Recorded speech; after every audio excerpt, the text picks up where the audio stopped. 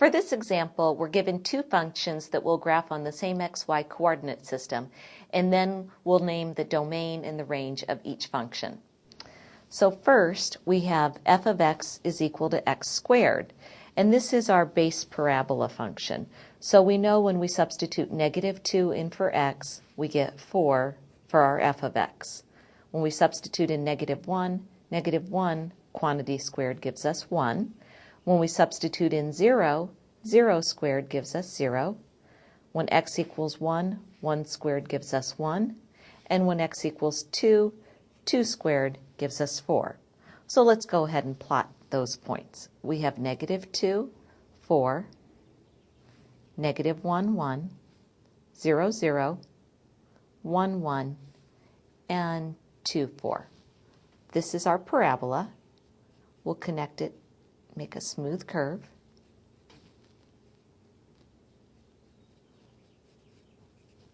And this is the graph of f of x equals x squared. Now we have another graph, and this other graph is g of x is equal to the negative of the quantity x minus 1 squared plus 4. So we have some transformations, and in this case, let's start with the negative out in front of that quantity x minus 1. This negative indicates that we have a reflection about the x-axis. So we'll reflect about the x-axis.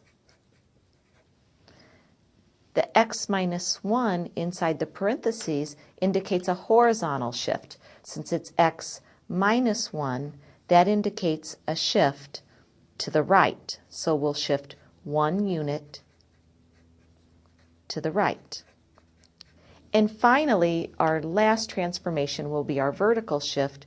We have plus 4 as our vertical shift, so that tells us to shift 4 units up.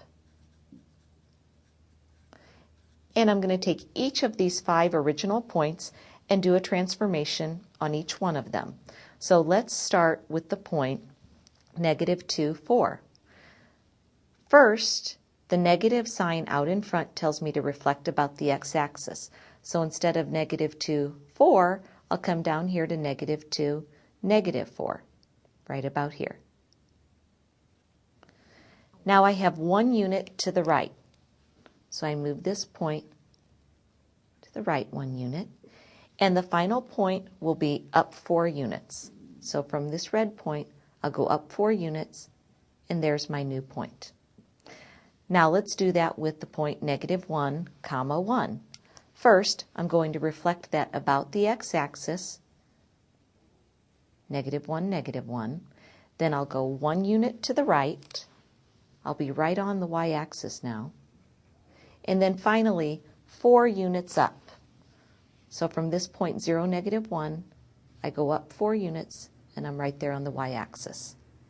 My next point is 0, 0. Let's see what happens when I apply the transformation. Well, if I reflected about the x-axis, since it's on the x-axis, I don't need to move at all. Now 1 unit right, I just move 1 unit along the x-axis. And finally, 4 units up, I go 1, 2, 3, 4. I'm right here at this point 1, 4. Okay, let's do the last 2 points. We have the point 1, 1. Let's first reflect that about the x-axis right here. Let's move it 1 unit right there, and 4 units up. 1, 2, 3, 4, right here. And finally, the last point. We have this point 2, 4. Let's reflect it about the x-axis down here at 2, -4. 1 unit to the right, and then 3 units up. Sorry, 4 units up I meant. And we end up right here back on the x-axis. So now we have these 5 points. We can sketch our parabola represented by g of x. So in purple, I have g of x, and in the black I have the original f of x.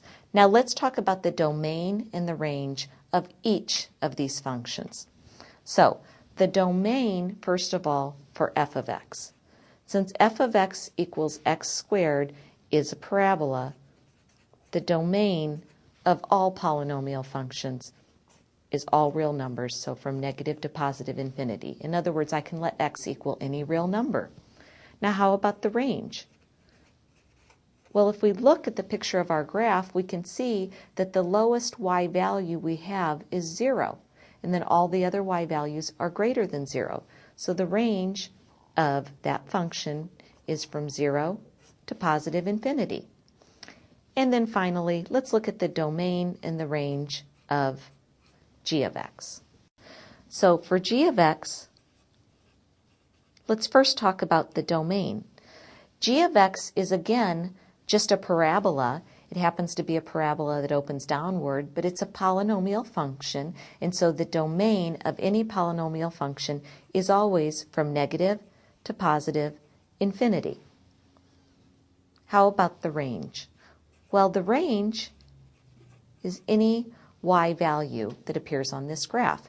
If you take a horizontal line and bring it up along the y-axis, you can see that the largest y value occurs right here at the point 1, 4. So the range, the y values are no greater than 4. They can be 4, but no greater than 4.